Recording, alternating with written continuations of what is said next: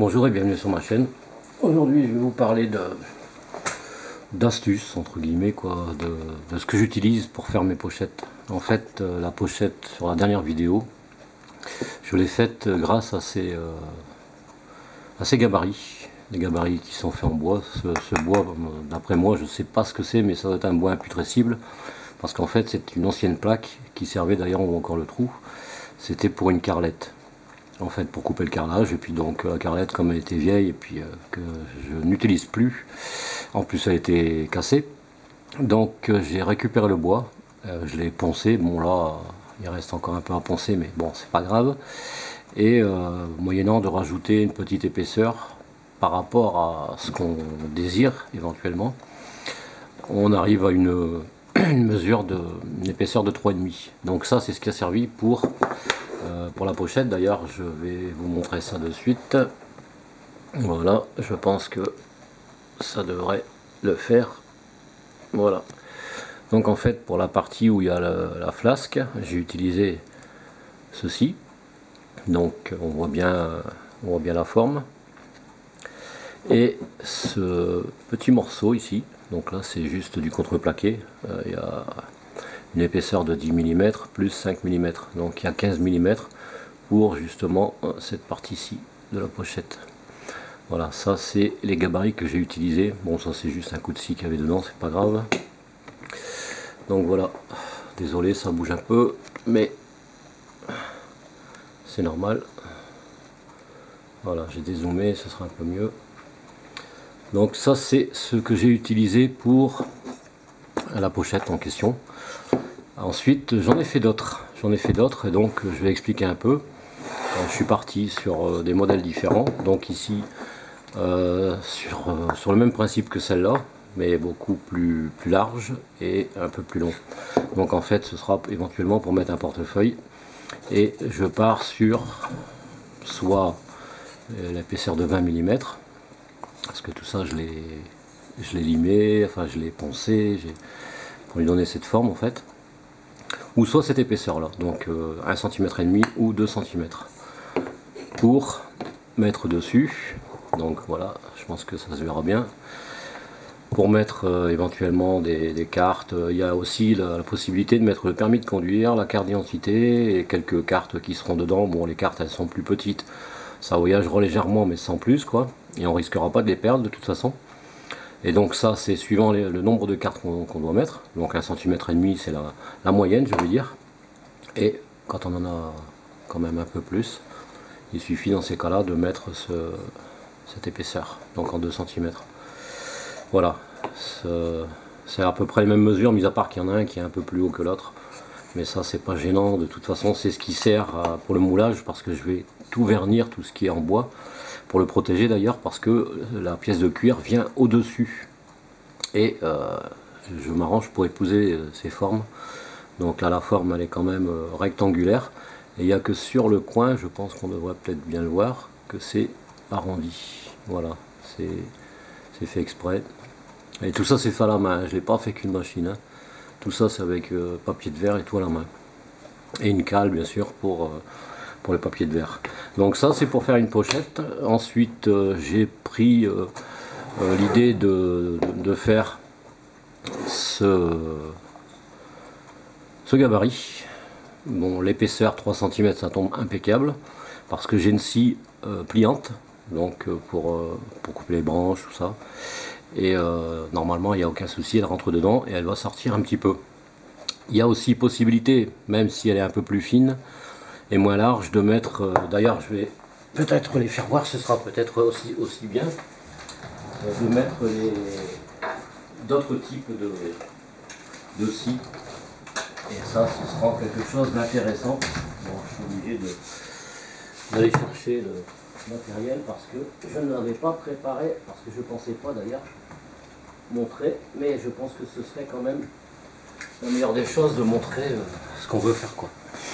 Donc voilà le type de scie, hein, c'est les scies qu'on trouve un peu partout, et en réalité ça va aller comme ça dedans. Donc le gabarit il est tout juste, même en épaisseur pour la scie, et en prenant la fiscarce automatiquement ça rentrera quand même et cette partie là ne va pas gêner étant donné que voilà, si on prend le truc, voilà, ça va pas gêner du tout.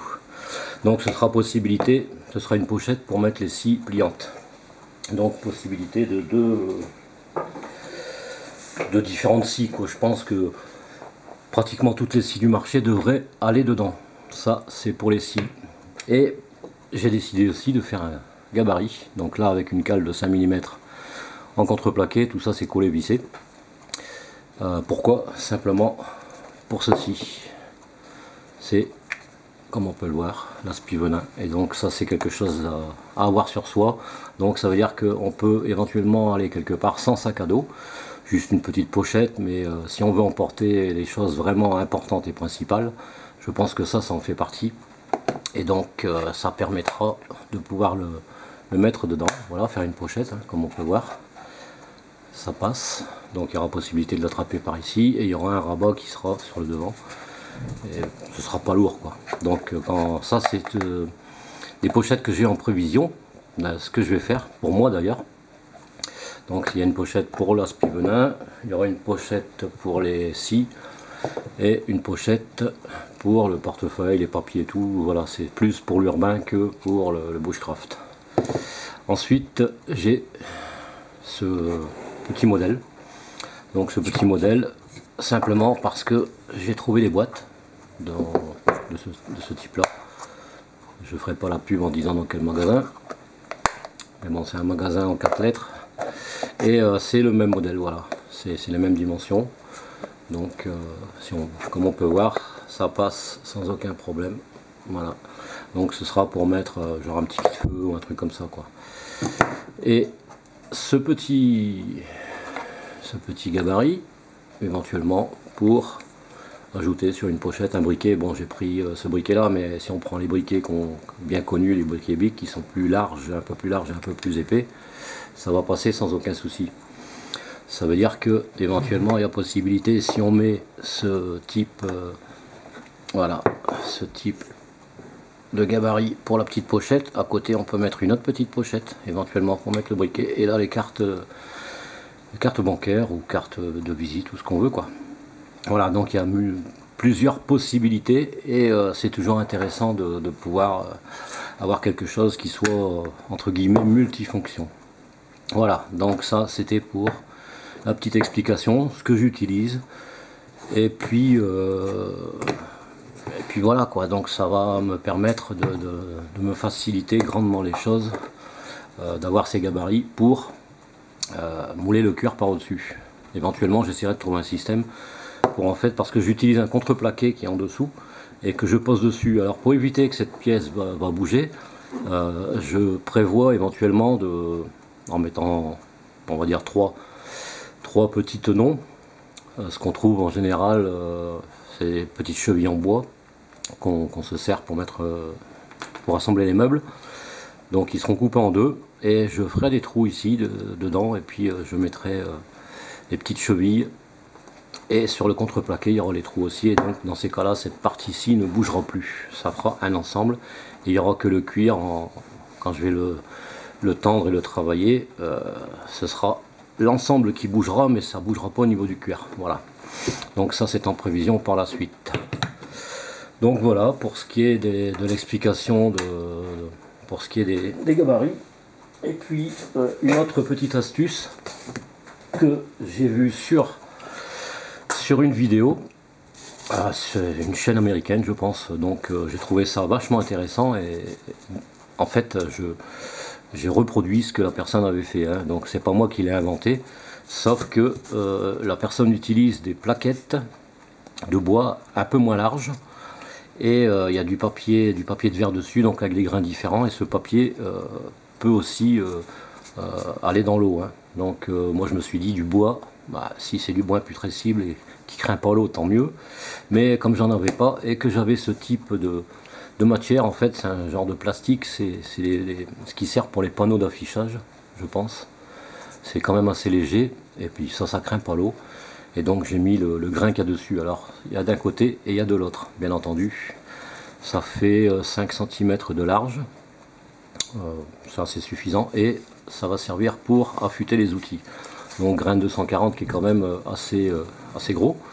Ensuite il y a du grain de 400, du grain de 500, du 600, du 800 et du 1000. Donc ça c'est toujours dans l'esprit de l'affûtage, et un paddle que j'ai fait, donc voilà, avec un peu de pâte puma, pâte verte comme on voit, donc c'est sur le côté croûte, et après il y a le côté lisse, le côté peau de l'autre côté pour la finition. Donc ça a été fait avec une lamelle qu'on trouve sur les lits sur les sommiers plutôt, et c'est un bois assez résistant, et en plus j'ai eu la chance d'avoir un morceau qui était vachement droit. Donc voilà, ça c'est pour la petite astuce pour l'affûtage, parce que j'en ai besoin pour les outils pour le cuir, hein.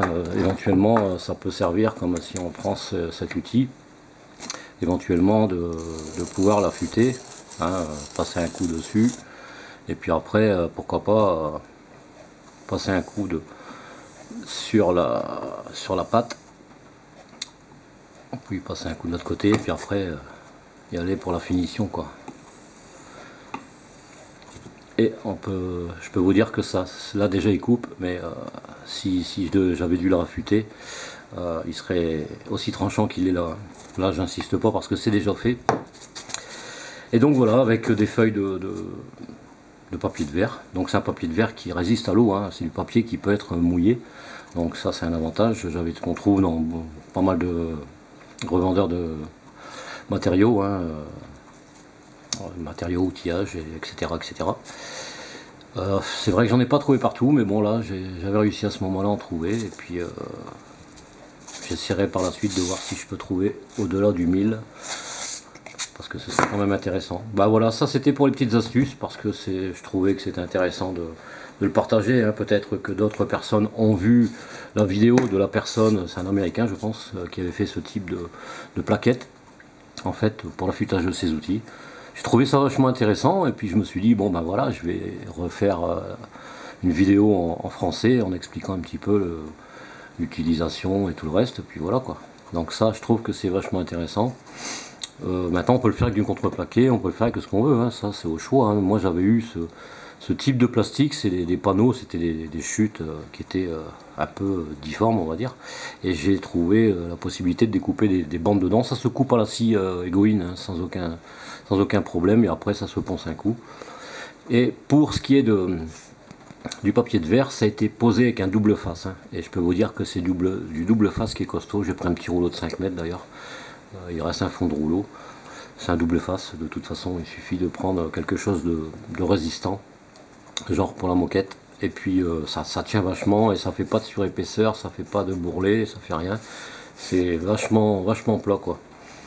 Donc voilà, j'espère que cette petite astuce servira à d'autres, et puis chacun fera comme bon lui semble, hein. Moi j'ai pris sur cette longueur, en principe au niveau de la longueur je disais 5 cm de large, je me suis pas trompé, c'est réellement 5 cm de large, et en fait la feuille est rectangulaire, et je l'ai pris dans le sens de la largeur, donc j'ai coupé les bandes comme ça plutôt que dans le sens de la longueur, et en fait ça fait des bandes de 23 cm environ quoi.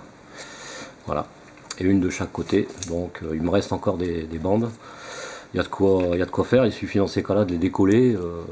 C'est vrai que ça va être assez solide, assez résistant, hein, parce que comme on peut voir ça tient, ça colle, mais il y a toujours possibilité de l'enlever et puis de remettre une autre bande avec un autre morceau de double face, voilà, tout simplement. Voilà, et puis ça c'est pas compliqué à faire non plus, hein.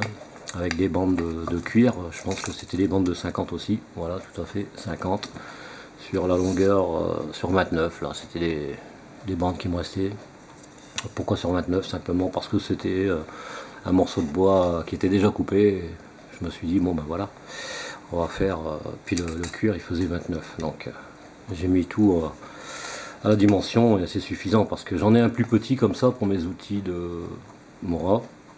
Donc le couteau croche, enfin un couteau croche non, mais pour les couteaux sculpture plutôt droit, que j'ai mis dans ma pochette, que j'avais déjà montré dans une de mes vidéos précédentes, et là j'en ai fait un plus long pour dire que ça sert pour les couteaux, mais ça sert aussi pour les outils que j'utilise pour le travail du cuir.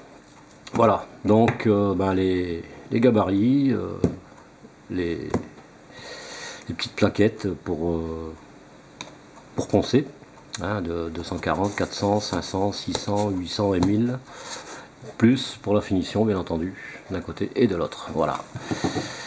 Et je pense que là c'est tout, hein. Donc sur ce, je vous dis portez-vous bien, profitez, sortez, faites ce que vous voulez, en espérant que cette année 2017 sera un peu meilleure que la 2016 et que vous aurez toujours l'opportunité de faire vos loisirs et puis que tout se passe dans d'excellentes conditions, quoi. Voilà.